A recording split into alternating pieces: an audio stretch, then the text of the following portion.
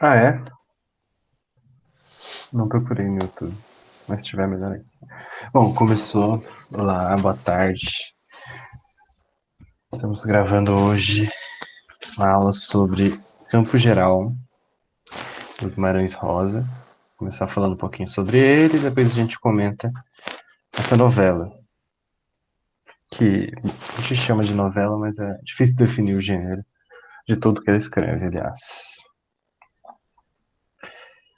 Ah, vamos lá. Começando por uma apresentação do autor, né, do Guimarães Rosa, uma apresentação breve. Ele nasceu em 1908. Aliás, uma coisa curiosa que eu vi um professor falar uma vez que ele nasceu no mesmo ano que o Machado de Assis morreu. E aí esse professor fez um comentário, falou: o maior romancista brasileiro do século XX pegou o bastão que o maior romancista brasileiro do século XIX passou.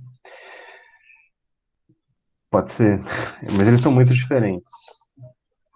É, o Guimarães Rosa, dá um slide, escrevi desse jeito para ser mais engraçadinho, chegar perto da linguagem dele.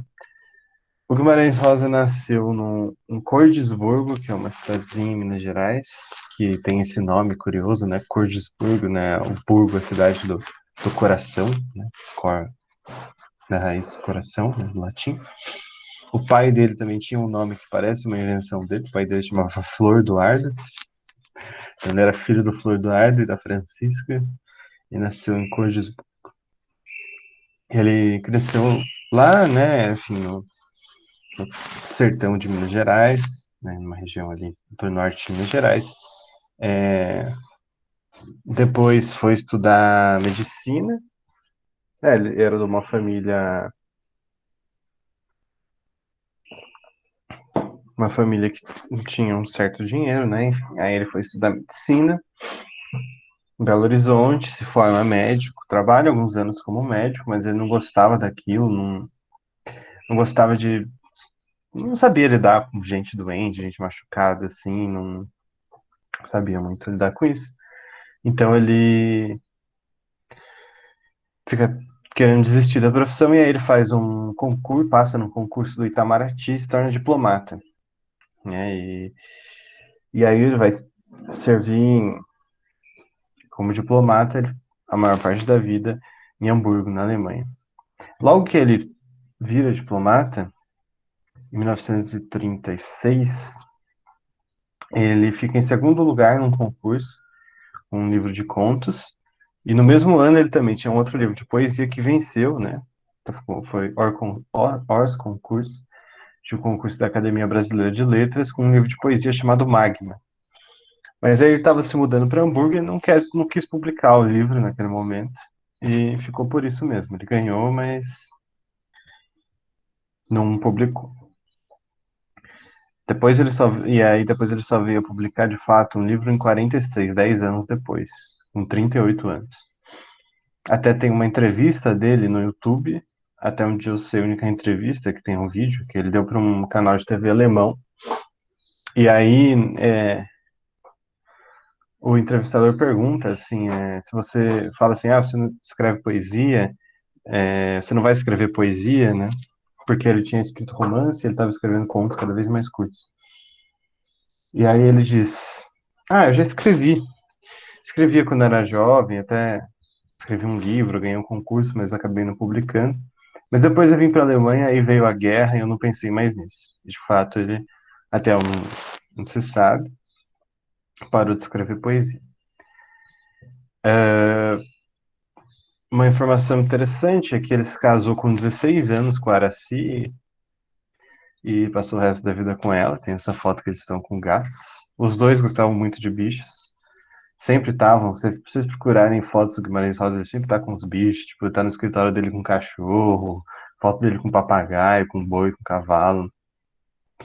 E a Araci, ficou conhecida como Anjo de Hamburgo, porque ela articulava junto com o Guimarães Rosa durante a guerra para conseguir vistos e conseguir tirar judeus da Alemanha, né, nazistas, que estavam sendo perseguidos, e trazer eles para o Brasil. Então, o Guimarães Rosa passou lá um período bem complicado. Ele estava lá durante a Segunda Guerra Mundial. Imagina só o que não foi. E, enfim, é uma história que não ficou muito famosa, né? Mas eles ajudaram a judeus fugirem da Alemanha naquele período. Bastante gente. Isso é um pouquinho da vida dele. Ele continuou trabalhando como diplomata, né? E ele morreu em 1968. Peraí, 68, 67, na verdade, né? 67, desculpa. Logo que ele assumiu a Academia Brasileira de Letras, ele ficava falando, já tinha sido convidado, ele não queria ir. E ele tinha essa coisa, ele ficava falando, ah, não, se eu assumir a cadeira na Academia Brasileira de Letras, eu vou morrer. E aí, finalmente, ele resolveu assumir. No discurso dele, ele falou sobre morte e alguns dias depois ele morreu. De verdade. É, mas, enfim, aconteceu, né? De qualquer modo, esse é um pouquinho do Guimarães Rosa. Depois, se quiserem, procurem entrevista Guimarães Rosa no YouTube. Tem esse vídeo, é curtinho, é legal ver ele falando. Bom, sobre a obra. Ele não publicou muitos livros, mas alguns deles são bem longos, são grandes. Ele publica o primeiro em 46, que é o Sagarana, um livro de contos.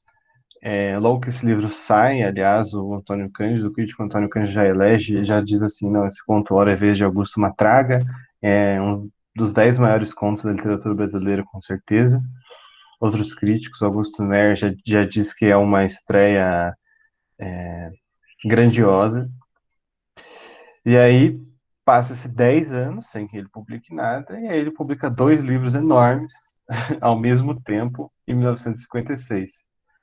Ele não tinha muita pressa para publicar, né? Primeiro foi com 38 anos, depois publica mais dois livros aos 48, que são O Corpo de Baile, Onde Está o Campo Geral, que é uma reunião de novelas, que primeiro ele chamava de poemas, né? Mas não são poemas, quer dizer, são textos em prosa relativamente longos, em geral com mais de 100 páginas por aí. Difícil chamar de conto, mas novela, romance, enfim. E aí o Corpo de Baile foi publicado em dois volumes, depois publicaram em três, enfim, aí tem outros nomes, Noites do Sertão, Manuel Azul e Miguelinho, mas tudo isso faz parte dessa obra que é o Corpo de Baile. Depois, e ele também publicou esse ano seu romance, Grande Sertão Veredas, que é um romance que todo mundo devia ler uma vez na vida, que realmente ele muda as pessoas. E é uma experiência incrível. Não é fácil de ler, não é fácil começar ele, principalmente, passar das 100 primeiras páginas, mas vale a pena. Um dia vocês deveriam tentar, se já não leram, se já não tentaram. E se já tentaram e não conseguiram, deveriam tentar de novo. Eu mesmo só consegui na terceira tentativa. Enfim, é um romance também que se passa na mesma região. Como os outros contos dele e tudo que ele escreveu, tudo meio que se passa, as histórias se passam numa região que fica entre o norte de Minas Gerais, o sul da Bahia e uma parte de Goiás. Ali que se passa o Grande Sertão Veredas, com uma história de jagunços, né? E a maioria das histórias dele se passa nesse lugar que é chamado de Sertão. Depois ele publicou mais livros, Primeiras Histórias, que são contos curtos, e Tutameia, que foi chamado Terceiras Histórias.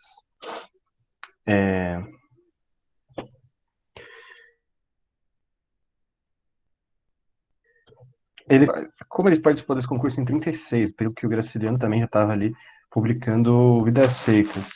Ele faz parte, digamos, de uma corrente uma espécie de corrente do modernismo de 30, do romance de 30, que veio ser chamada de romance regionalista, né?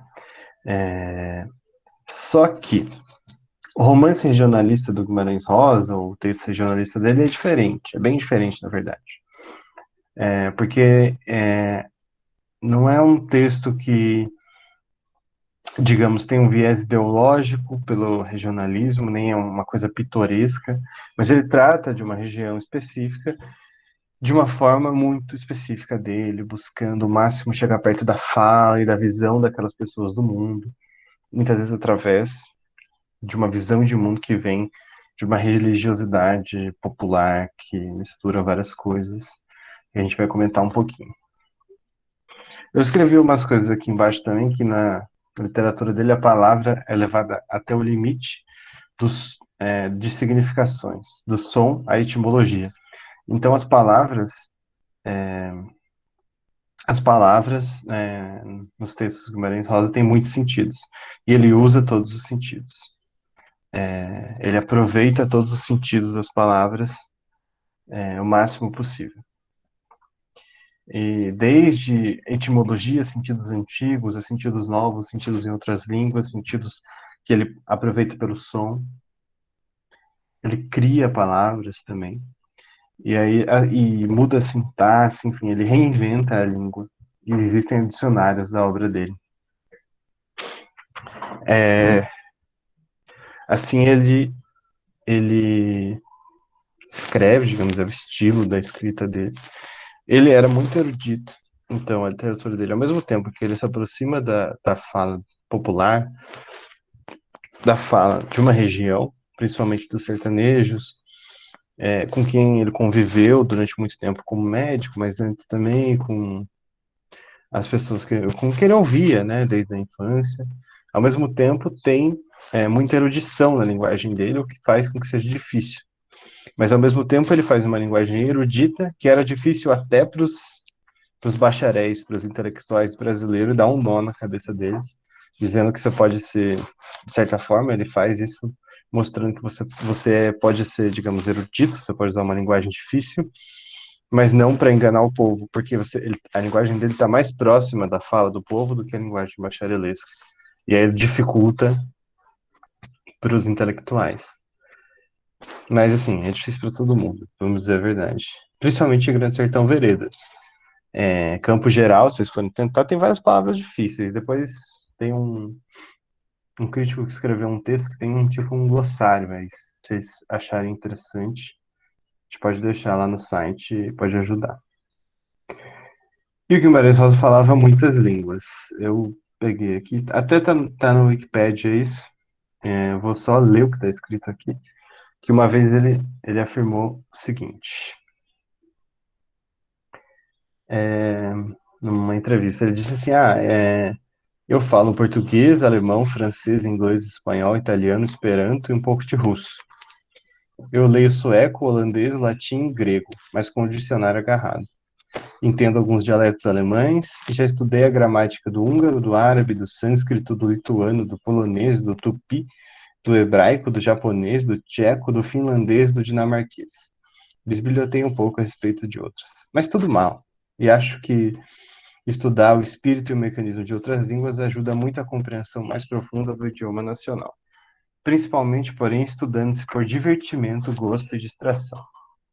Então você vê que ele sabia realmente muitas línguas e gostava de fazer isso por distração. Vou estudar aqui um pouco de grego, depois vou para hebraico, tupi, é isso. Bom, uma apresentação rápida e geral do Guimarães Rosa. Entrar um pouquinho no campo geral, agora, que é a obra escolhida da FUVEST, né? Quer dizer, é uma novela dentro de um livro maior.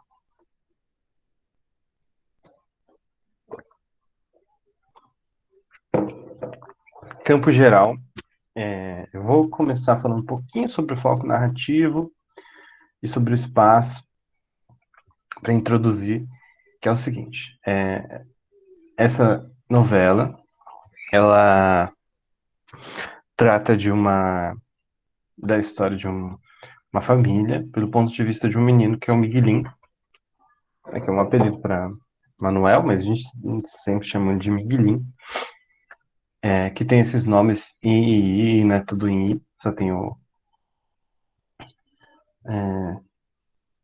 Gui, né, mas enfim, tem outra vogal aí, mas sem vogal. E ele mora num lugar chamado Mutum, também todas as vogais são iguais. E campo geral tem a ver com tem o título ele é bem aberto, assim, ele pode ter várias interpretações, a gente pode discutir isso melhor depois. Mas enfim, que é um campo geral, cheio de coisas. Então, de certa forma, é uma experiência que se passa nesse lugar pela visão desse menino, mas é uma experiência de um campo geral, ou seja, uma experiência que envolve tudo que está ao redor desse menino. Não é focada nisso ou naquilo especificamente, mas ela envolve tudo que ele vê, aprende, sente.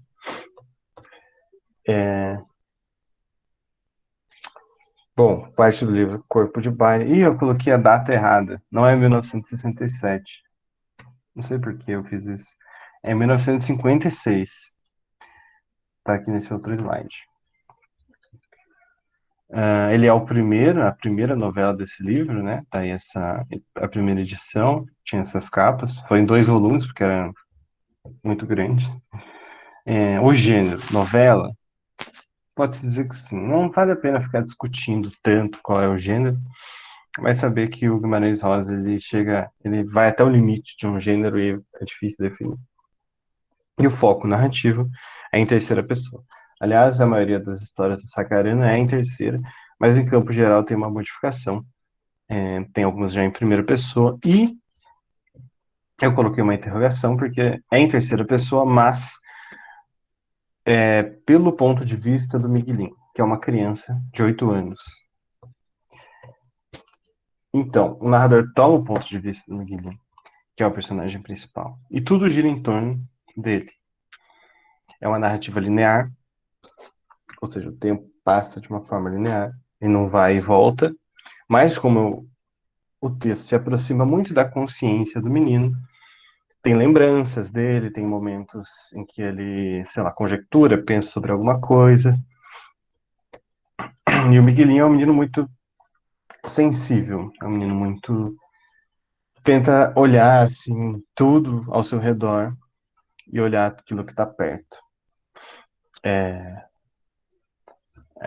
Digamos, isso é uma espécie de spoiler, mas enfim, né? Está numa aula.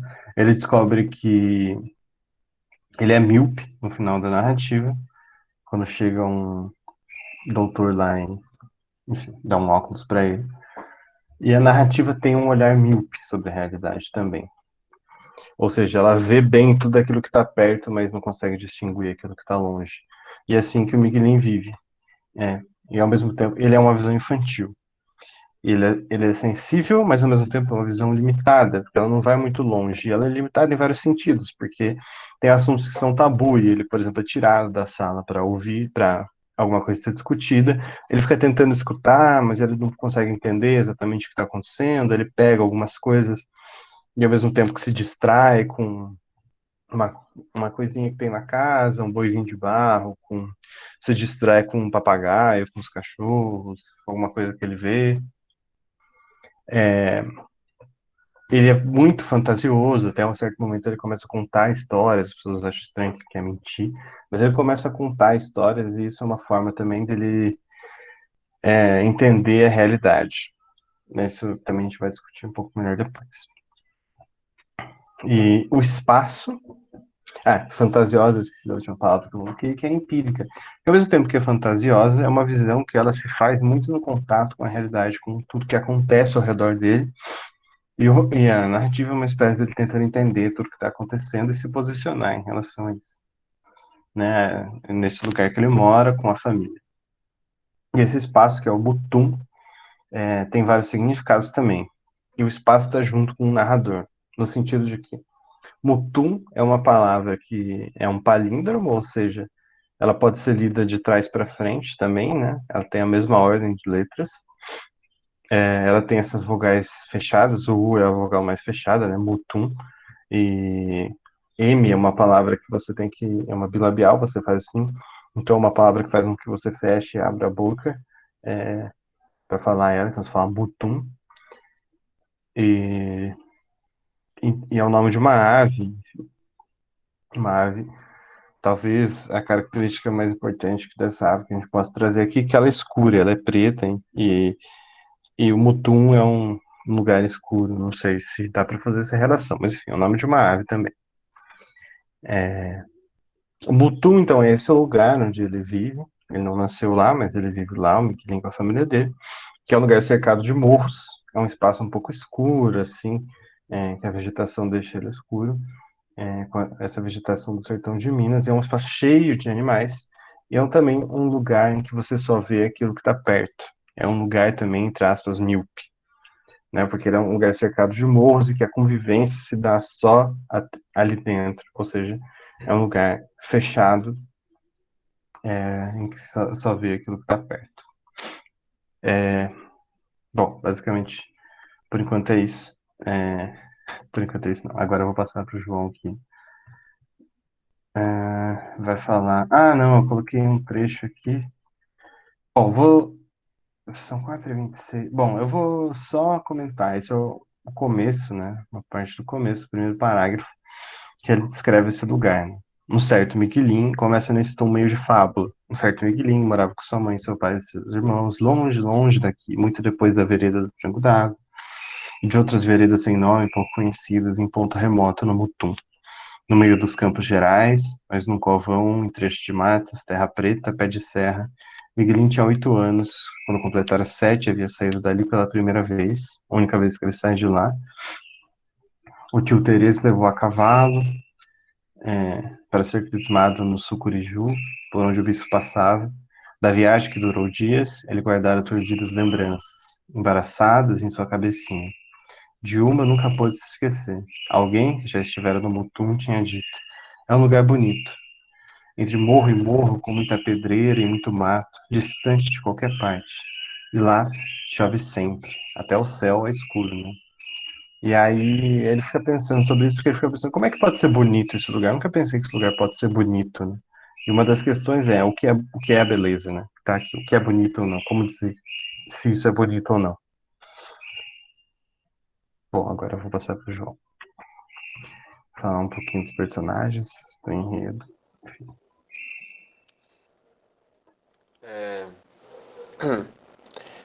Eu vou fazer só um comentário, porque é curioso que essa cidade, né, ela fica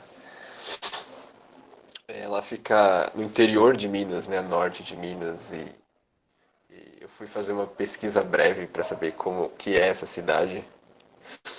Tipo, realmente ela tem muitos morros assim que cobrem ela é bem pequena, ela tem um espaço enorme de mata e ela é bem pequena. E essa cidade ela fica perto de onde minha mãe nasceu, que é uma cidadezinha perto de Governador Valadares, mais ou menos. Então, é bem norte de Minas, assim. Enfim, minha mãe tem questões com essa cidade, ela me falou ontem, assim, perguntei pra ela. Ela, ela falou uma história que ela estava trabalhando um dia e recebeu uma ligação de Mutum. E a patroa dela cobrou a ligação e ela ficou brava e se demitiu. Enfim, foi um caos. Mas só isso que eu queria comentar, só uma anedota. Mas, falando sério, a gente tem esses personagens, aqui a gente tem uma relação de personagens, né? Que a gente pode dividir, né, de uma certa forma entre as pessoas que são da família, as pessoas que são empregadas da família, né? A gente pode dizer que elas são agregadas à família, e tem as pessoas que vêm de fora, né? Então a gente tem o Miguelin, né, que ele é o protagonista. Ele tem 8 anos quando a história começa. Né, ele é uma criança.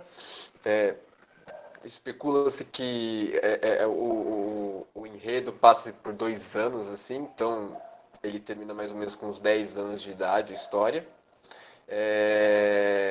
A gente tem o pai, que é o Inhoberno, o nome dele é Bernardo Cais, que ele é arrendatário. Né? O que é um arrendatário? É aquela pessoa, são os camponeses que tinham uma terra, né? Eles eram inquilinos de uma terra, eles usavam aquela terra para plantar, né? E de uma certa forma eles pagavam por esse lugar, a terra não era exatamente deles, né?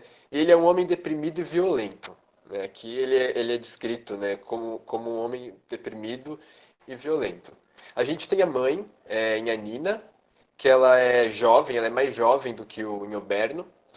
Ela é bonita, ela é amorosa, né, com os filhos. O Miguelin tem uma proximidade muito grande com a mãe, e uma proximidade não muito grande com o pai.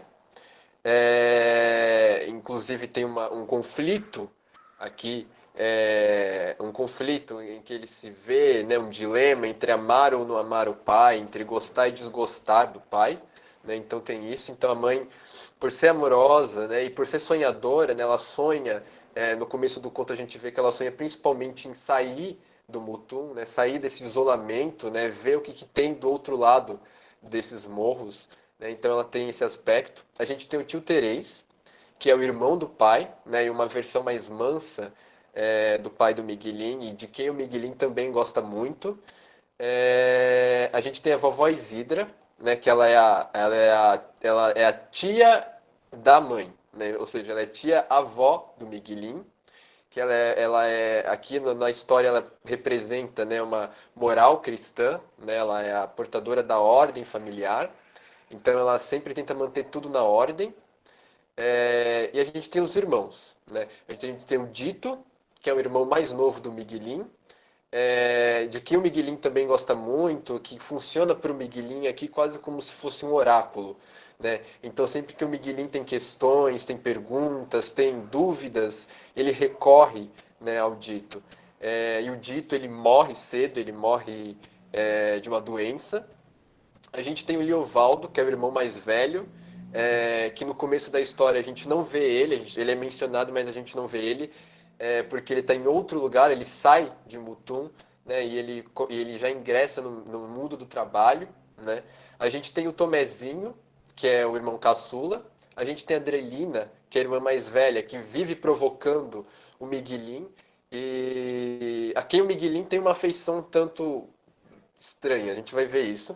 E a Chica, que é a irmã mais nova, né, que ele descreve como uma menina com um gênio forte, né, uma meio demoniada. A gente tem o tio Osmundo, que é o irmão da mãe, e a gente tem os empregados, os vaqueiros Saluz e Gé, que sempre o Dito chega falando que ou o Saluz ou o Gé falaram alguma coisa, que ele sempre tem essas informações que passam para as crianças, né? A gente tem a velha Mantina, que é uma espécie de ex-escrava, né? E que tem uma religião diferente da família, né? De matriz africana, a gente não sabe qual religião, mas ela tem essa religiosidade que é condenada, né? Inclusive pela vovó Isidra.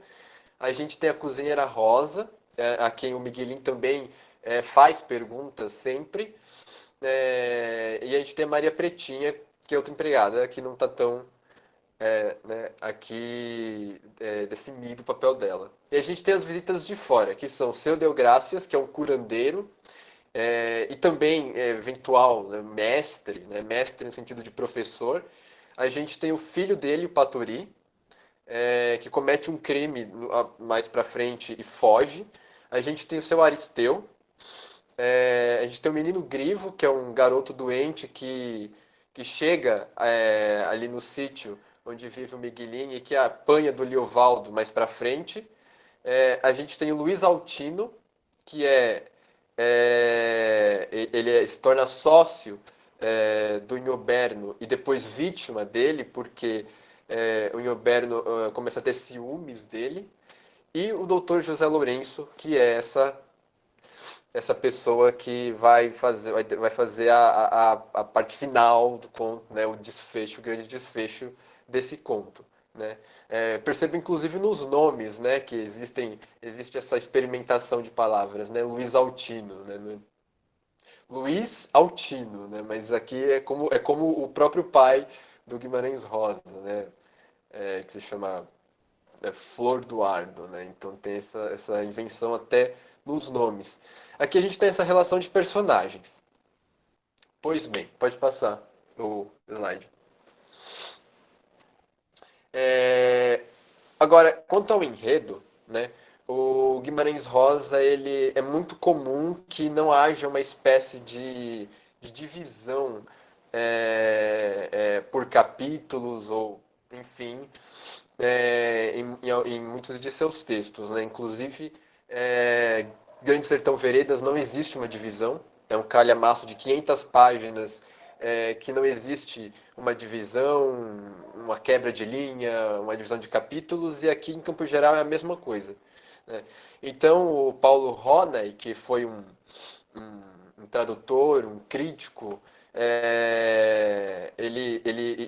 e amigo de Guimarães Rosa, né, com quem ele tem uma relação muito grande de amizade e intelectual, ele faz esse texto, né, um roteiro que se chama Notas para Facilitar a Leitura de Campo Geral, em que ele divide essa novela, então, em partes, né? Então, né, para ser bem breve, a gente começa com os antecedentes de Miguelin, né? Então a gente sabe de onde ele nasceu, né? Miguelin ele nasce num lugar chamado Pau Roxo, ele diz aqui, né, à beira do Saririnhém, né, que é um buraco de mato, e ele guarda uma lembrança de uma pedrada, né, quando ele era criança, bem pequeno, uma pedrada que ele leva e quase provoca a sua morte. E, e então eles tratam ele, né, ele é submetido a um tratamento que é um sangue de tatu, né, que é o que atribui a sobrevivência dele a isso, né. E ele, muito novo, ele se muda para Mutum com a família, né, num carro de bois, né. Com 7 anos, então, o tio Terês, né, esse irmão do pai dele, leva ele para uma outra cidade, para fora do Mutum, para ele ser crismado, né? Enfim, tem sempre essa impressão de que Mutum é uma cidade feia, que é uma cidade isolada, por ser uma cidade escura e tal. E um estranho fala para ele que Mutum é um lugar bonito e ele acredita nisso, leva isso como uma verdade. E ele fala isso para a mãe dele, né? Que quer sair, que tem essa vontade de sair de Mutum, né? Então ele fala para ela, né? Ah, Mutum é um lugar bonito. Só que ela não liga. Só que ele fica com essa impressão, né? Ele continua com essa impressão e ele guarda essa impressão. Pois bem, a segunda parte a gente tem então aqui já tem uma primeira uma primeira leva de questões aqui do Miguelin, né? De ser bonito ou não ser, né? Mutum, o que que é, né? As qualidades. Então ele fica preso nisso, né? Aí depois ele vira vítima dos ciúmes do pai, né? Então Dito chega, o irmão mais novo dele, fala que o pai tá batendo na mãe. O Miguelin, como eu já falei, tem muita afeição à mãe, ele chega e tenta apartar essa briga, ele tenta interromper essa briga e o pai deixa ele de castigo, né? O pai tá batendo na mãe por ciúmes, né? E não quer que ela converse mais com o tio Terês. Então a gente já tem aqui primeiro indício de adultério por parte da Nhanina, né? É, é, enfim, sempre. Então, uma hora o tio Terei chega na casa, né? E a vovó Isidra, que é essa uma espécie de matriarca da família, né? Ela chega, né? Ela aconselha ao tio Teresa então que ele vá embora, porque para ele não destruir mais uma família, e chega a chamar ele de Caim que matou Abel, etc. E o tio Teresa vai para longe da família, né? Ela cumpre esse papel, né? De romper, né? Tentar consertar, de tentar tapar as feridas da família e impedir coisas que ameacem a ordem familiar, né? A terceira parte, né, que ele fala conclui um pacto com Deus. Então, um dia chega esse seu deu graças, né, e ele vai examinar o Miguelim. E ele então fala que o Miguelim a saúde dele precisa ser resguardada, ele precisa de cuidados. E o Miguelinho ele começa a ter uma questão com a morte. Ele acha que ele vai morrer, ele tá com medo de morrer. Então ele se apega a Deus e fala assim: vou é, se em 10 dias eu não sarar, né? Enfim, ele faz uma novena, né? Conta 10 dias, em 10 dias ele espera que ele sare ou ele morre, né? No fim de 10 dias ele se sente sozinho, ele não quer levantar da cama, né? Ele acha que ele vai morrer. Então, é a parte 4 quando ele vence a doença. Né? Aparece esse seu Aristeu, né, para animar, o Dito chama esse seu Aristeu para animar o Miguelinho se anima, né, e ele sobrevive e ele atribui isso, né, ele atribui esse ânimo ao fato de ele ter cumprido então esse pacto com Deus. Algo parecido então com o pacto do Riobaldo, né, no Grande Sertão Veredas, se vocês lerem, existe isso, um pacto que o Riobaldo faz, só que ao contrário, um pacto que ele faria com o diabo, né? Só que ele não vê esse diabo, então, mas ele vira o chefe dos jagunços, mas ele não vê esse diabo. Então fica essa dúvida, né, desde o começo do romance do Grande Sertão, se existe o diabo ou não. Mas aqui não existe nenhuma dúvida. O Miguelin acha que ele foi o pacto com Deus. Então, né, melhorado, ele um dia, né, pedem que ele vá então levar o almoço para o pai dele, no trabalho do pai dele, e voltando dessa tarefa, né, ele encontra o tio Terês no caminho e o tio pergunta da mãe e tenta levar um bilhete para ele. Né? O Miguelin sabe que existe algo de errado no tio Terês falar com a mãe dele, né? Que existe algo, ele ouviu a avó dele falar palavras sobre a destruição da família, então ele não entrega esse bilhete. Né? Ele fica se perguntando, eu gosto do meu tio, mas será que eu devo entregar esse bilhete? Eu também gosto da minha mãe, né? E eu faço parte dessa família, será que eu devo entregar? Então fica essa questão ética, né? Enfim, depois disso fica um período de paz, né? Um período de paz. O pai dele contrata acha esse sócio, né? Que é o então Luiz Altino. E o Luiz Altino, que o Miguelin primeiro vê com desconfiança, eles começam a ter uma amizade, né? E esse período de paz ele coincide justamente com o período em que o pai ele está ausente, né, trabalhando na roça, e que a avó vai fazer um parto. Então, é justamente essas duas figuras que o Miguelin não tem tanta afeição, né? Quando acontece esse período de paz. Só que depois desse período de paz, começa a acontecer uma série de desgraças. Então, o Miguelin machuca a mão, um boi machuca a mão dele. O Tomezinho, que é um dos irmãos mais novos, ele também acontece alguma coisa com ele. E o Dito morre de uma doença, né? O Dito morre de uma doença e o Miguelinho é o que mais sente pela morte dele. E, e, e, e então o Liovaldo volta, né? O Liovaldo tá morando com o tio dele por parte de mãe, eu esqueci o nome dele. O tio Osmundo.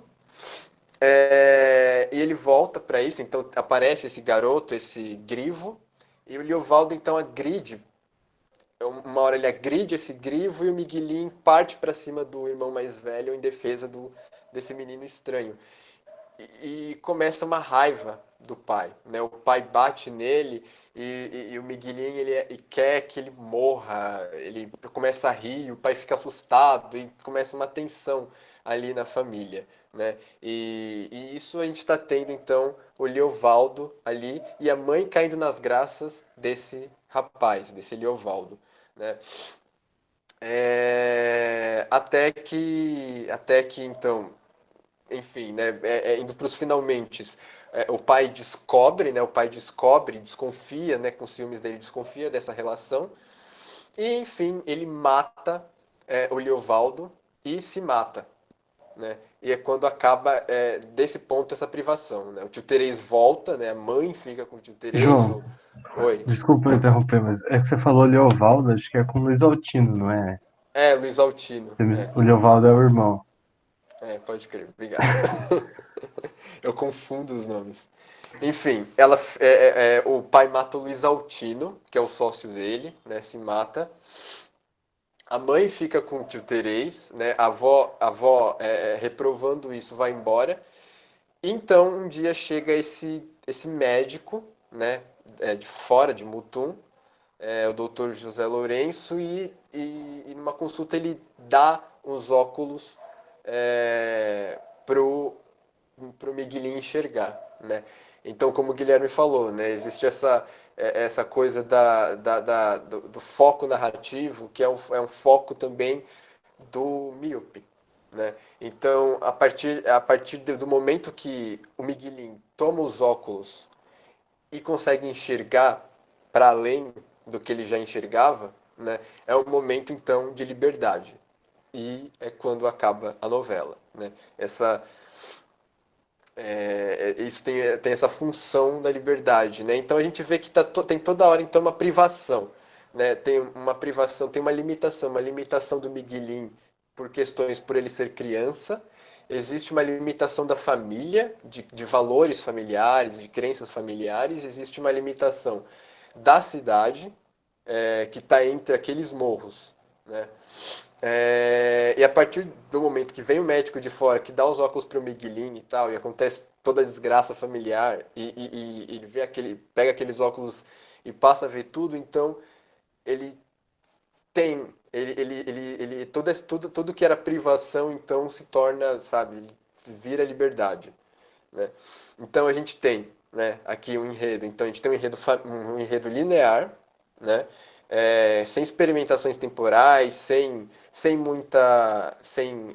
muito fluxo de consciência, né?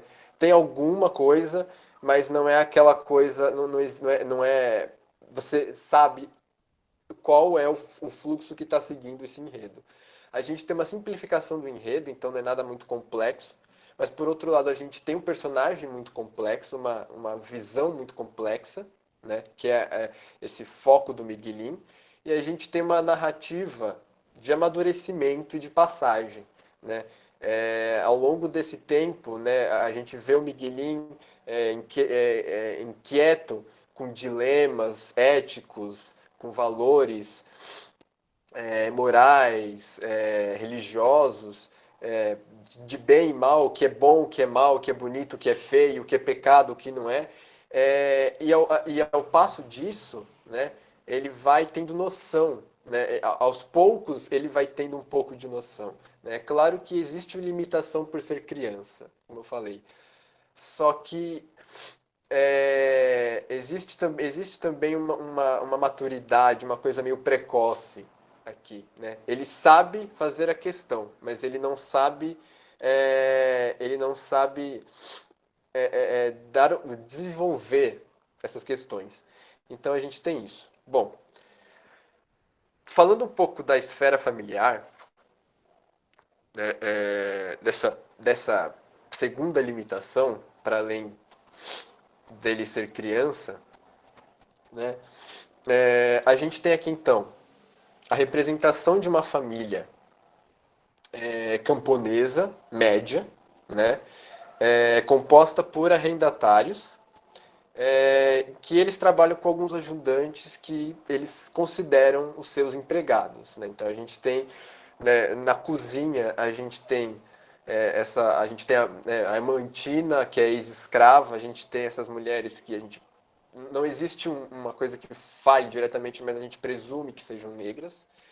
E existem os vaqueiros, que são esses homens que ajudam, né, ali a controlar o gado, etc. Só que essa família de arrendatários, né, ela é um arremedo. Né, ela quer imitar o modelo da família patriarcal tradicional, que seria a família rica, a família de coronéis, né, em que a gente tem um chefe de família específico, que é um homem que controla tudo, né, toda a moral, todos os valores. Só que ao contrário, aqui, né, apesar da gente ter um pai, né, apesar da gente ter o Bernardo Kais, que é esse homem violento, esse homem austero, não é ele exatamente que controla ali a família, né?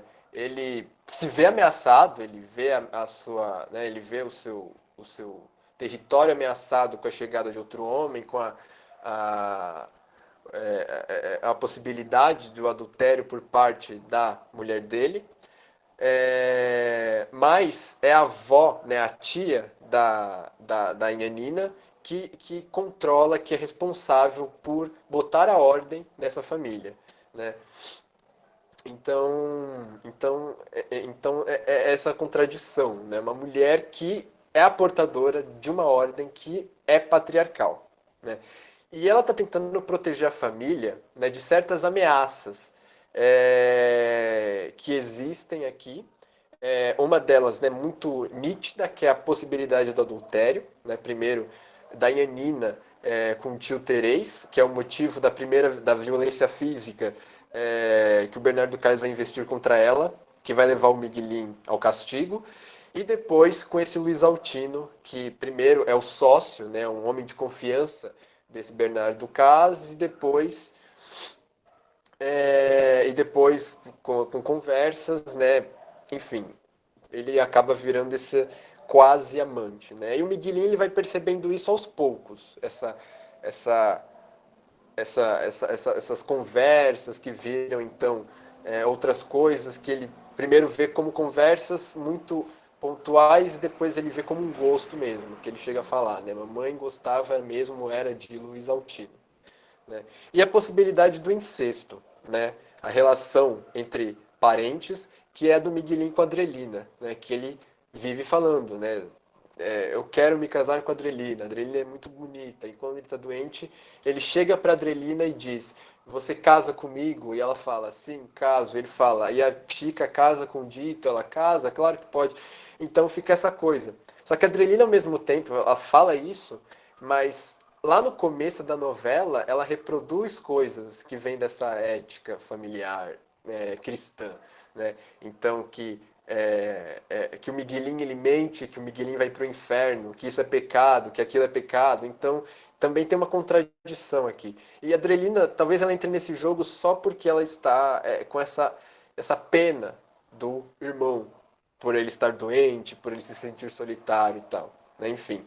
Então a Isidra ela funciona como isso, né? Ela é a portadora da ordem patriarcal, ela quem expulsa o tio Terês, ela quem está sempre vigiando, né? E ela faz isso porque ela vê uma ameaça, né? Um espectro, tem um espectro que ronda ali, que é a da Vó Bem-vinda, que é uma personagem que morreu, né? Ela não está presente na narrativa, mas ela está presente como um espectro ali, um símbolo dessa imoralidade, né?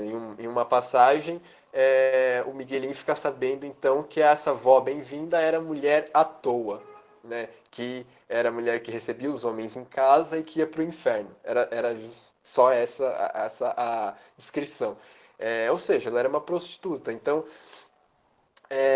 a avó bem-vinda era isso, e existia esse medo da irmã dela, a Isidra, da Nhanina virar, né, ficar igual essa avó. Então ela estava sempre ali no pé. E para além disso, a gente tem, né, das morais, etc., a gente tem uma educação familiar, né, dada às crianças e dada ao próprio Miguelin.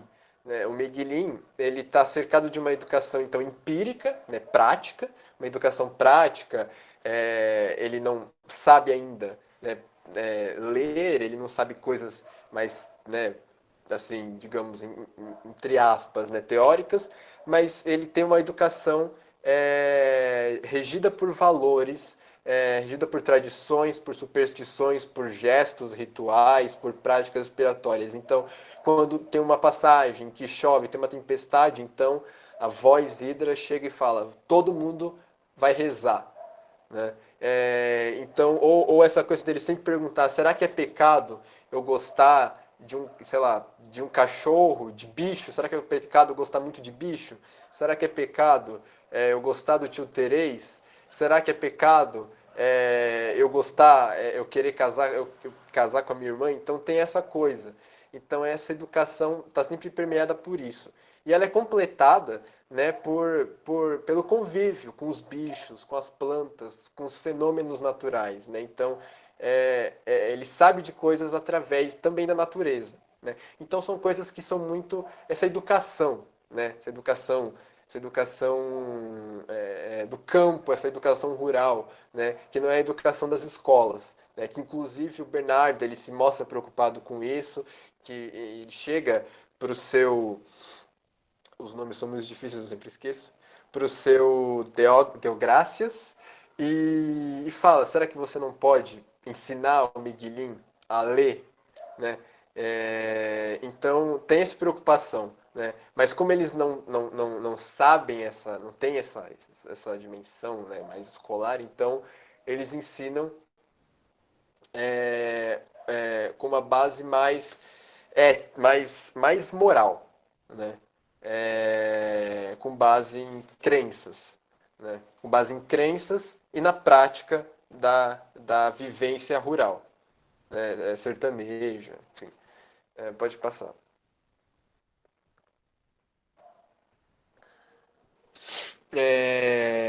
Aqui é o começo, acho que eu não preciso ler essa parte. Aqui é bem no começo, quando ele chega, né, quando o Miguelin ele chega de outra cidade para o Mutum, trazendo a informação de que o Mutum é um lugar bonito e a mãe ela simplesmente não se importa com essa informação, né? Mas essa coisa do Miguelin querendo testar uma questão que está dentro dele, né? Tem isso também, né? O Miguelin ele é permeado por questões, ele quer respostas para estas questões. Só que quando ele vai procurar as respostas para estas questões na família, a família não dá respostas, né? Não existe resposta dentro da família. Né? O que faz o Miguelinho é procurar essas respostas em outros lugares, né? Na religião, em outra religião, como o Guilherme vai falar, ou na natureza, ou enfim, em outros aspectos, né? Mas na família nunca existem essas respostas para as questões inquietantes dele, né? A mãe, a única coisa com que ela se importa é poder sair desse cenário, desse ambiente de opressão, né? Então é apenas isso. Acho que pode passar. A avó, né, ela é muito austera, então quando o Miguelin pergunta alguma coisa para ela, ela responde de uma forma ríspida, né? Então a gente tem esse momento aqui, eu vou ler. Vovó Isidra, agora a gente vai rezar de oratório, de acender velas, né? Então começa a chover de novo, né? Passou aquela tempestade horrível em que todo mundo rezou ali com medo dessa tempestade e tal. Então começa a chover de novo e o Miguelinho vai até a avó dele e pergunta isso. A gente vai rezar de oratório, de acender velas? Ele mais quase suplicava. E a avó responde: Não, menino, que não. Vovó Isidra respondia: Me deixe. Respondia que aquela chuva não regulava de se acender vela, não estava em quantidades. Ser menino, a gente não valia para querer mandar coisa nenhuma. Mas então, ele mesmo, Miguelim, era quem tinha de encalcar de rezar, sozinho por si, sem os outros, sem demão de ajuda.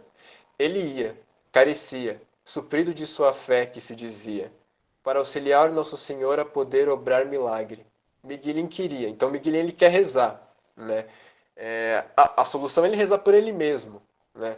Já que a avó diz que não é a chuva não carece de ter oração, né? Mas como é que, se ele sendo assim pequeno, agora quem é que sabia se o baguinho de fé nele ainda era que estava, não gastada? Então ele começa a questionar até a própria fé, né? Será que minha fé ainda existe? Será que minha fé não está gastada? Como é que é? Então ele pergunta de novo para a avó. Discursoava. Vovó Isidra, a senhora falou aquela vez. Eu tenho muita fé em Deus? Tu tem a ser vergonhice, falta de couro, menino atentado. Então o menino só faz essa pergunta e ela já repele ele dessa maneira, né? Então na avó não existe uma resposta, né? Pode passar. Então também, os empregados que estão fora da família, já estão fora do círculo, do âmbito familiar, do círculo familiar estrito, são os que tentam informações que o Miguelin pode é, usar, pode pensar sobre, né? Então, no momento em que o Miguelin ele acha que está doente, ele começa a ficar preocupado com a morte, ele pergunta para Rosa, que é a cozinheira. Miguelin pergunta a Rosa: Rosa, Que coisa é a gente ficar éctico? Menino, fala nisso não. Éctico é tísico. Essas doenças, derrói no bofe, pessoa vai minguando magra, não esbarra de tossir. Chega cospe sangue. Miguelim deserteia, para Túlia, atontava. Então tem isso, né? Os empregados, né? Ou pelo menos essas empregadas da cozinha, né? E tal, elas têm essa as informações que elas têm são da sabedoria popular, né? São coisas, são respostas que vêm da sabedoria popular, né? Enquanto no ambiente familiar existe uma constante censura, uma constante repressão, assim, para cima dessas de qualquer coisa que ele diga, que ele pense, enfim, para os empregados eles têm sempre uma resposta que, enfim, é popular, é ancestral e etc. Né? Outro que eu não coloquei aqui é o dito. Né? O dito sempre está ali com uma resposta ou com uma pergunta de volta que faça o Miguelinho pensar mais ainda. Então o dito funciona como uma espécie de conselheiro. Né? É, mas enfim, uma vez que o Miguelin não encontra respostas no círculo familiar, ele vai procurar em outras coisas. Aí eu passo para o Guilherme. Bom, eu vou falar bem rápido. Primeiro, é, eu deixei aqui esse negócio falta, angústia, plenitude de comunhão, porque isso faz parte do Guimarães Rosa como um todo, assim, das obras dele, principalmente dos contos. Mas é algo que eu tirei de um crítico que não estava falando sobre campo geral. Então não é exatamente sobre, do campo geral isso. Então, não precisam anotar do jeito que tá aí. Também por ser já mais de 7 horas, já ser 5 horas, eu acho que, assim, se vocês precisarem ir para aula de matemática, podem ir. Eu vou terminar aqui e a gente, enfim, depois vocês podem pegar. Mas de qualquer modo, eu vou falar um pouquinho sobre a religiosidade. Primeiro, agora só pegando a carona no que o João tinha falado, o dito, ele tem, digamos, ele sempre tem resposta para tudo, né? Ele é o irmão mais novo, né, que sempre tem resposta para tudo, e ele sabe lidar melhor com os adultos do que o Miguelinho, ele sabe como perguntar, ele sabe como se colocar. E o dito, ele morre, né, ainda criança. Ele é alguém que todo mundo gostava, então ele tem essa espécie de aura de santo. Ele é um personagem que é uma espécie de santo. Então já tem, digamos, essa coisa de santo dentro da narrativa no dito, mas a narrativa ela tem expressão religiosa em vários sentidos. A ideia que eu estou usando aqui, a gente pode ler religião de várias maneiras, né? Mas a ideia que eu estou usando aqui para ler o Guimarães Rosa é que a religião, ou que a religiosidade, ela é, de certa forma, realista. Porque a religiosidade é uma forma de lidar com o mundo, uma forma de ver o mundo terreno, o mundo material. E é uma forma de ver as pessoas, principalmente, de ver os outros, e é uma forma de ver e de pensar o destino. E principalmente, o que esse crítico vai dizer, que é o Alfredo Bós, é uma forma do escritor intelectual de uma outra classe, que é uma questão bem importante para a literatura regionalista, principalmente quando vai tratar de personagens pobres, que é mais ou menos o caso de Campo Geral. É uma forma do escritor buscar uma aproximação com o olhar do sertanejo, diferente do Graciliano, que ele ressaltava a distância. São duas formas diferentes. E a aproximação se daria por essa religiosidade popular, arcaica, de certa maneira, que tem uma sabedoria contida, uma sabedoria já antiga. A questão É que é o seguinte, assim, a gente pode ler o Campo Geral como uma novela de formação. Isso vocês podem anotar. Formação, essa palavra. Ou romance, não é um romance, mas enfim, o romance de formação é um gênero do romance, que é um romance de aprendizado em que o herói, o personagem principal, ele passa por várias questões, dificuldades, e ele aprende com elas e se modifica. E, de certa forma, Campo Geral também é, mas como todo bom romance de formação, as respostas não são dadas, elas são aprendidas na prática, e elas não são aprendidas diretamente, às vezes elas só serão compreendidas lá na frente.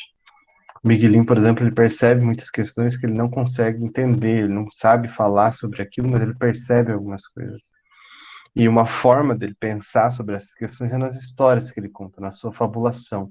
Talvez esses sejam os motivos do tanto que ele conta mentira, né? E o pai odeia isso. Até uma forma do pai punir isso nele é colocar ele para trabalhar. O pai acha que ele vai parar de, sei lá, inventar histórias ou ficar fabulando.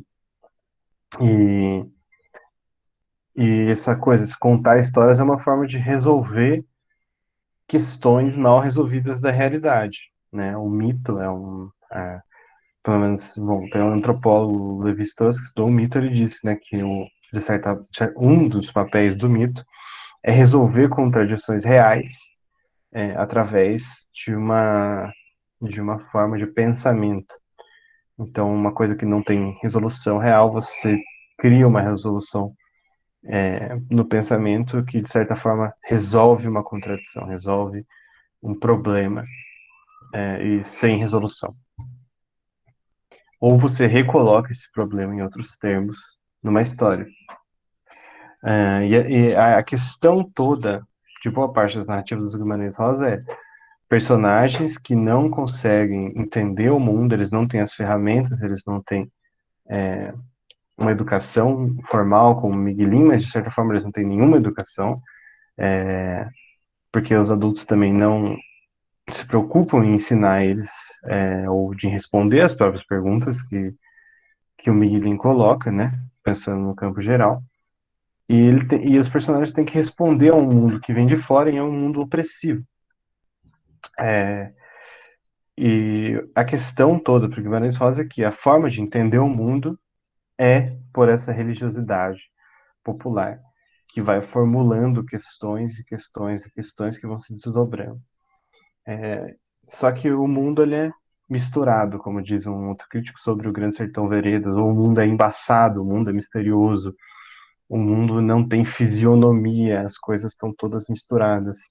E ao mesmo tempo, por conta das, exatamente porque elas estão todas misturadas, o aprendizado se dá em tudo. Então, de certa forma, se a gente for tentar olhar por esse lado, o aprendizado do Miguelin, ele passa tanto pela família, quanto pelo espaço ao redor dele, quanto pelos animais, quanto pelas plantas, que chegam a ter personalidade, né?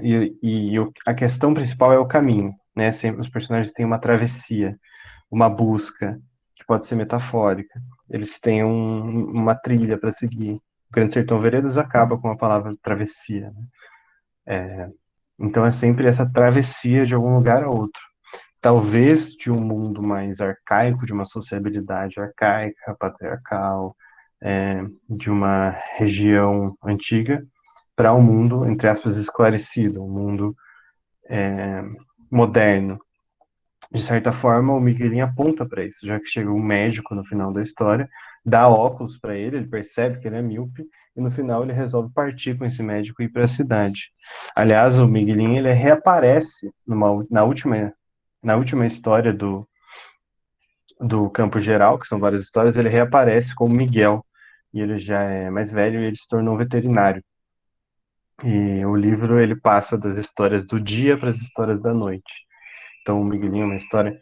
Miguelinho não. Campo Geral é uma história do amanhecer, digamos assim. Ele faz todo o dia. Bom, e aí essa questão da religiosidade é onde estão todas as questões principais do Miguelinho. Ele tem questões sobre tudo, mas a religião é a forma de lidar com o mundo.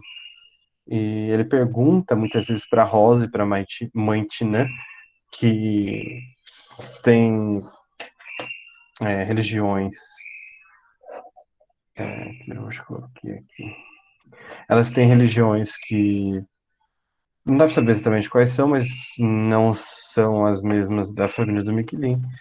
E elas dão outras respostas, né? E elas falam de forma diferente, trazem uma voz de uma sabedoria popular. Mas que também não é exatamente suficiente, assim, não dá, ninguém dá as respostas. E tem questões, entre aspas, universais ou metafísicas, né? O que é bom, o que é certo, o que é errado.